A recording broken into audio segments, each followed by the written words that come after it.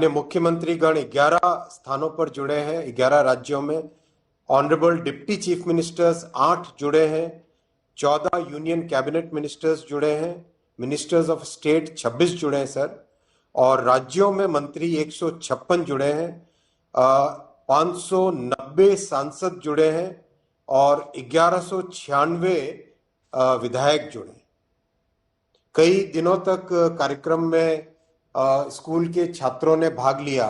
करीब पिछले 20-25 दिन से कार्यक्रम चल रहा है, जिसमें छात्रों ने एक विकसित भारत की कल्पना में कैसे उनका स्टेशन बनेगा, कैसे वो रेलवे में देखते हैं, उस विषय को लेके क्विज हुए, ड्राइंग हुए, डिबेट कॉम्पिटिशन्स हुए और कई जगह ड्राइंग कॉम्पिटिशन्स हुए। छात्रों ने बहुत बड़ी संख्या में भाग लिया।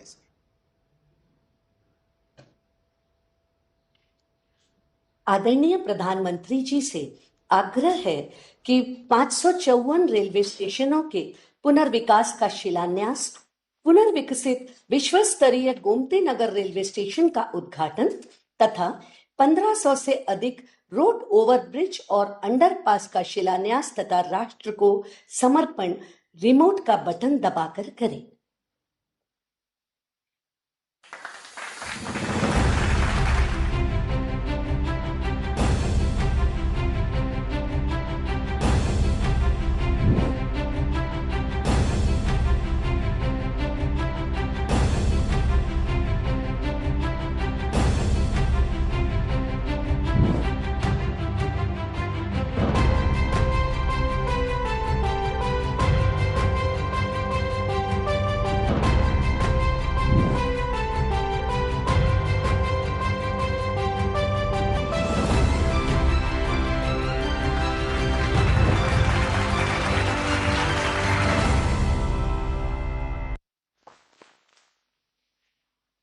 आज के इस कार्यक्रम के माध्यम से देश में रेलवे इंफ्रास्ट्रक्चर के एक नए युग का आरंभ हो रहा है। आइए देखते हैं प्रधानमंत्री जी द्वारा देशवासियों को दी जा रही रेलवे परियोजनाओं की सौगात पर बनी एक लघु फिल्म। भारतीय रेल, जिसे लेकर महज एक दशक पहले तक एक आम धारणा थी कि इसमें बदलाव और सुधार नहीं हो सकता, पर नामुमकिन को भी मुमकिन बनाने वाले देश के दूरदर्शी प्रधानमंत्री श्री नरेंद्र मोदी जी के निर्णायक नेतृत्व में रेलवे में बदलाव के लिए हुए अथक और समग्र प्रयास। नए भारत की रेल को आधुनिक कलेवर देने के लिए पिछले 10 सालों में रिकॉर्ड 12 लाख करोड़ रुपए का किया गया निवेश और बदल गई रेलवे की तस्वीर। भारतीय रेलवे आज एक बहुत बड़े ट्रांसफॉर्मेशन के दौर से गुजर रही है। इस दशक के अंत तक भारतीय रेलवे का पूरी तरह कायाकल्प होने जा रहा है। पिछला दशक प्रधानमंत्री जी के दृढ़ संकल्प और स्पष्ट नीति को दर्शा रहा है। तभी तो मात्र 10 वर्ष में 30,000 किलोमीटर से अधिक रेल लाइन का निर्माण और दोहरीकरण हुआ। 40,000 किलोमीटर से अधिक रेल लाइन का विद्युतीकरण भी हुआ। 6,000 से अधिक स्टेशनों पर हाई स्पीड वाईफाई की सुविधा डिजिटल इंडिया की पहचान बन रही है। डेडिकेटेड फ्रेट कॉरिडोर से माल ढुलाई में तेजी आई है, तो वहीं अत्याधुनिक सुविधाओं से युक्त स्वदेशी वंदे भारत और अमृत भारत ट्रेनें आत्मनिर्भर भारत के सपने को साकार कर रही हैं। देश भर में स्टेशनों के सौंदर्यीकरण एवं आधुनिकीकरण का काम बड़े स्तर पर एक अभूतपूर्व गति से हो रहा है। यात्री सुविधाओं को बढ़ाने और रेलवे इंफ्रास्ट्रक्चर को विश्व स्तरीय करने के लिए 1300 से अधिक रेलवे स्टेशनों को अमृत स्टेशनों के रूप में पुनर्विकसित किया जा रहा है।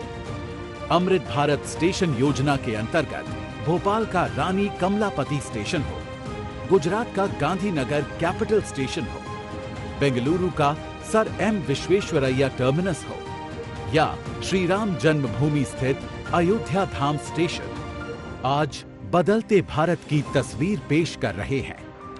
ऐसे शानदार स्टेशन पहले लोग विदेशों में ही देखते थे, अब भारत में भी ऐसे स्टेशन बन रहे हैं। इसी दिशा में आज एक स्वर्णिम अध्याय जोड़ रहा है 41,000 करोड़ रुपए की 2,000 से अधिक रेल परियोजनाओं की देशवासियों को दी जा रही है सौगात, जिसमें शामिल है 554 स्टेशनों का कायाकल्प और 1500 से अधिक रोड ओवरब्रिज और अंडरपास का निर्माण। आज प्रधानमंत्री नरेंद्र मोदी जी लोकार्पित कर रहे हैं अत्याधुनिक सुविधाओं से युक्त पुनर्विकसित गोमती नगर रेलवे स्टेशन और कर रहे हैं वर्चुअल शिलान्यास देश भर में 553 रेलवे स्टेशनों के पुनर्विकास का। ये अमृत स्टेशन बनेंगे सिटी सेंटर, जो हमारी महान संस्कृति, लोक विरासत और स्थानीय वास्तुकला को दर्शाएंगे। यहाँ होंगे एयर कॉन्कोर्स, आधुनिक वेटिंग लाउंज, फूड कोर्ट और किड्स प्ले एरिया, पर्याप्त पार्किंग की सुविधा, मल्टी मोडल कनेक्टिविटी और आवागमन के लिए अलग अलग प्रवेश द्वार जैसी सुविधाएं। साथ ही ये स्टेशन होंगे पर्यावरण अनुकूल और दिव्यांग फ्रेंडली भी। पिछले एक दशक में भारतीय रेलवे नागरिकों की सुरक्षा के प्रति बहुत ही गंभीरता से काम कर रही है। सुगम रेल और सड़क यातायात तथा रेलवे क्रॉसिंग पर सुरक्षा सुनिश्चित करने एवं यात्रा में समय की बचत के लिए देश भर में ओवरब्रिज और अंडरपास का लगातार हो रहा है निर्माण। 2014 से 2023 के दौरान 10,000 से अधिक रेल लाइन के ओवरब्रिज और अंडरब्रिज का काम पूरा हुआ है। इसी कड़ी में आज प्रधानमंत्री जी कर रहे हैं शिलान्यास और लोकार्पण देश भर में 1500 रोड ओवरब्रिज और अंडरपास का। भारत कैसे बदल रहा है, सपने कैसे सच हो सकते हैं, ये देखना हो तो आज इसका एक उत्तम उदाहरण भारतीय रेलवे भी बन रहा है। निर्माण की अभूतपूर्व रफ्तार की मोदी सरकार की गारंटी से सुनिश्चित होगा विकसित भारत का संकल्प। जय हिंद। नमस्कार। आज का ये कार्यक्रम नए भारत की नई कार्य संस्कृति का प्रतीक है। आज भारत जो करता है अभूतपूर्व स्पीड से करता है। आज भारत जो करता है अभूतपूर्व स्केल से करता है। आज के भारत ने छोटे छोटे सपने देखना छोड़ दिया है। हम बड़े सपने देखते हैं और उन्हें पूरा करने के लिए दिन रात एक कर देते हैं। यही संकल्प इस विकसित भारत विकसित रेलवे कार्यक्रम में दिख रहा है। मैं इस कार्यक्रम में देश भर से जुड़े सभी साथियों का अभिनंदन करता हूं। हमारे साथ 500 से अधिक रेलवे स्टेशनों और 1,500 से ज्यादा दूसरी जगहों से लाखों लोग जुड़े हैं। अलग अलग राज्यों के माननीय राज्यपाल श्री, माननीय मुख्यमंत्रीगण, केंद्र और राज्य सरकारों के मंत्रीगण, सांसदगण, विधायकगण और स्थानीय जनप्रतिनिधि, प्रबुद्ध नागरिक, पद्म पुरस्कार जिनको सम्मानित मिला है, ऐसे वरिष्ठ महानुभाव, भारत के महत्वपूर्ण जीवन जवानी खपाने वाले हमारे स्वतंत्र सेनानी, फ्रीडम फाइटर और हमारी भावी पीढ़ी, युवा साथी भी आज हमारे साथ है। आप सभी की उपस्थिति में आज एक साथ रेलवे से जुड़ी 2,000 से अधिक परियोजनाओं का शिलान्यास और लोकार्पण हुआ है। अभी तो इस सरकार के तीसरे टर्म की शुरुआत जून महीने से होने वाली है। अभी से जिस स्केल पर काम होना शुरू हो गया है, जिस स्पीड पर काम होना शुरू हो गया है, वो सबको हैरत में डालने वाला है। कुछ दिन पहले मैंने जम्मू से एक साथ आईआईटी, आईआईएम जैसे दर्जनों बड़े शिक्षा संस्थाओं का लोकार्पण किया। कल ही मैंने राजकोट से एक साथ 5 एम्स और अनेक मेडिकल संस्थानों का लोकार्पण किया।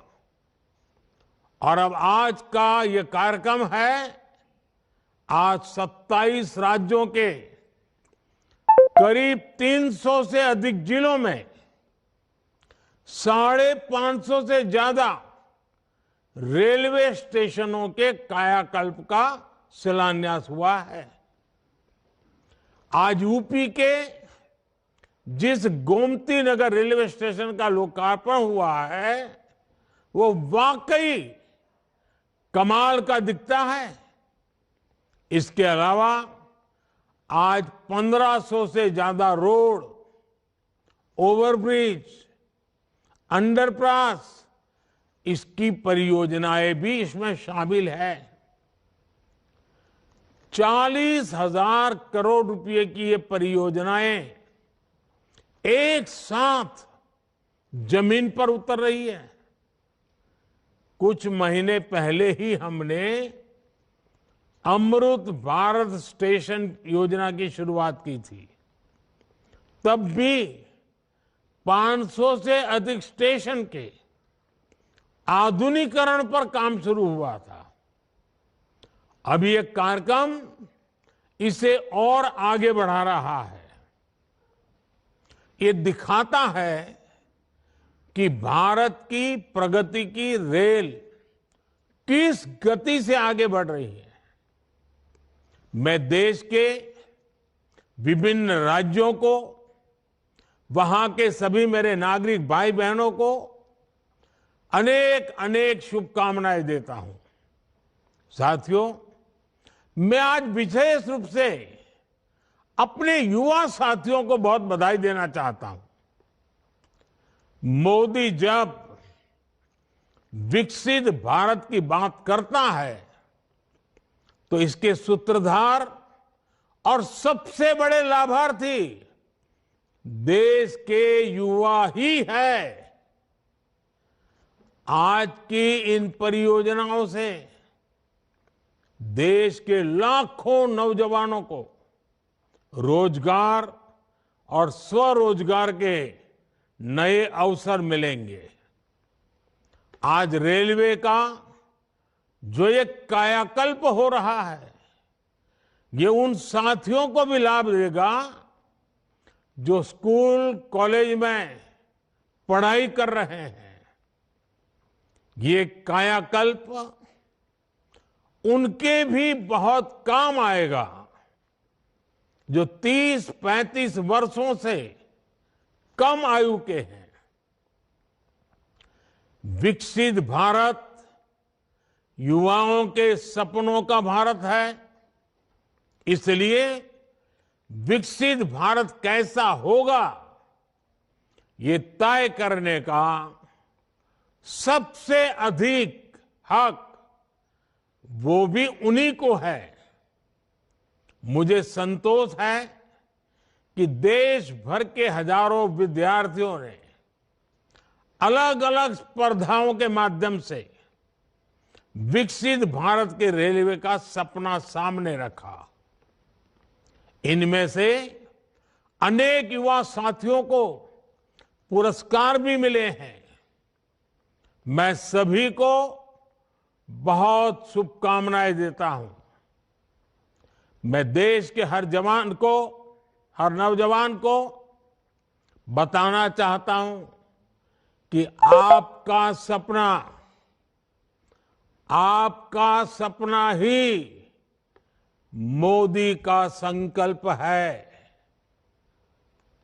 आपका सपना, आपकी मेहनत और मोदी का संकल्प, यह विकसित भारत की गारंटी है।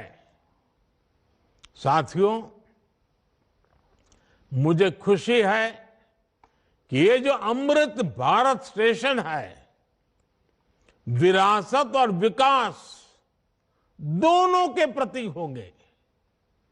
जैसे ओडिशा के बालेश्वर रेलवे स्टेशन को भगवान जगन्नाथ मंदिर की थीम पर डिजाइन किया गया है, सिक्किम के रंग। साथियों, मुझे खुशी है कि ये जो अमृत भारत स्टेशन है, विरासत और विकास दोनों के प्रतीक होंगे। जैसे ओडिशा के बालेश्वर रेलवे स्टेशन को भगवान जगन्नाथ मंदिर की थीम पर डिजाइन किया गया है, सिक्किम के रंगपो रेलवे स्टेशन पर आप लोगों को स्थानीय वास्तुकला का प्रभाव दिखेगा। राजस्थान का सांगनेर रेलवे स्टेशन 16वीं शताब्दी की हैंड ब्लॉक प्रिंटिंग को दर्शाता है। तमिलनाडु के कुंभकोणम स्टेशन का डिजाइन चोल काल के वास्तुकला पर आधारित है। अहमदाबाद रेलवे स्टेशन मोढेरा सूर्य मंदिर से प्रेरित है। गुजरात में द्वारका स्टेशन द्वारकाधीश मंदिर से प्रेरित है। आईटी सिटी गुड़गांव का रेलवे स्टेशन आईटी के लिए ही समर्पित होगा। यानी अमृत भारत स्टेशन उस शहर की विशेषता से दुनिया को परिचित कराएगा। इन स्टेशनों के निर्माण में दिव्यांगों और बुजुर्गों, उनकी सुविधा का भी विशेष ध्यान रखा गया है। साथियों, बीते 10 वर्षों में हम सभी ने एक नया भारत बनते देखा है और रेलवे में तो परिवर्तन साक्षात हम अपनी आंखों के सामने देख रहे हैं। जिन सुविधाओं की हमारे देश के लोग कल्पना किया करते थे, लोगों को लगता था कि काश भारत में ये होता तो। लेकिन आप देखिए, जो कभी आप कल्पना में सोचते थे, आज हम आंखों के सामने होता हुआ देख रहे हैं। एक दशक पहले तक वंदे भारत जैसी आधुनिक सेमी हाई स्पीड ट्रेन के बारे में कभी सोचा था, सुना था? किसी सरकार ने कभी बोला भी था? एक दशक पहले तक अमृत भारत जैसी आधुनिक ट्रेन की कल्पना बहुत मुश्किल थी। एक दशक पहले तक नमो भारत जैसी शानदार रेल सेवा के बारे में किसी ने कभी सोचा नहीं था। एक दशक पहले तक विश्वास ही नहीं हो पाता था कि भारतीय रेल का इतनी तेजी से बिजलीकरण होगा। एक दशक पहले तक ट्रेन में स्वच्छता, स्टेशन पर सफाई, ये तो बहुत बड़ी बात मानी जाती थी। आज ये सब रोजमर्रा की जिंदगी का हिस्सा बन गए हैं। एक दशक पहले तक मानव रहित फाटक भारतीय रेल की एक पहचान बन चुकी थी, एक आम तस्वीर थी। आज ओवरब्रिज, अंडरब्रिज से वे रोक टोक और दुर्घटना रहित आवाजाही सुनिश्चित हुई है। एक दशक पहले तक लोगों को लगता था कि एयरपोर्ट जैसी आधुनिक सुविधाएं सिर्फ पैसे वाले लोगों के ही भाग्य में है। आज गरीब और मिडिल क्लास के लोग रेलवे स्टेशन पर भी एयरपोर्ट में जैसी सुविधा होती है ना, वो सुविधा रेलवे में सफर करने वाला मेरा गरीब भाई बहन भी उसका लाभ ले सकता है। साथियों, दशकों तक रेलवे को हमारे यहाँ की स्वार्थ भरी राजनीति का शिकार होना पड़ा, लेकिन अब भारतीय रेलवे देशवासियों के लिए ईज ऑफ ट्रैवल का मुख्य आधार बन रही है। जिस रेलवे के हमेशा घाटे में होने का रोना रोया जाता था, आज वो रेलवे परिवर्तन के सबसे बड़े दौर से गुजर रही है। ये सब कुछ आज इसलिए हो रहा है क्योंकि भारत 11वें नंबर से छलांग लगाकर 5वें नंबर की अर्थव्यवस्था बना। 10 साल पहले जब हम 11वें नंबर पे थे, तब रेलवे का औसत बजट 45,000 करोड़ रुपए के आसपास रहता था। आज जब हम 5वें नंबर की आर्थिक ताकत है, तो इस वर्ष का रेलवे बजट 2.5 लाख करोड़ रुपए से अधिक का है। आप कल्पना कीजिए, जब हम दुनिया की तीसरी बड़ी आर्थिक महाशक्ति बनेंगे तो हमारा सामर्थ्य कितना अधिक बढ़ेगा। इसलिए मोदी भारत को जल्द से जल्द दुनिया की तीसरी सबसे बड़ी अर्थव्यवस्था बनाने के लिए जी जान से जुटा है। लेकिन साथियों, आपको एक और बात ध्यान रखनी है।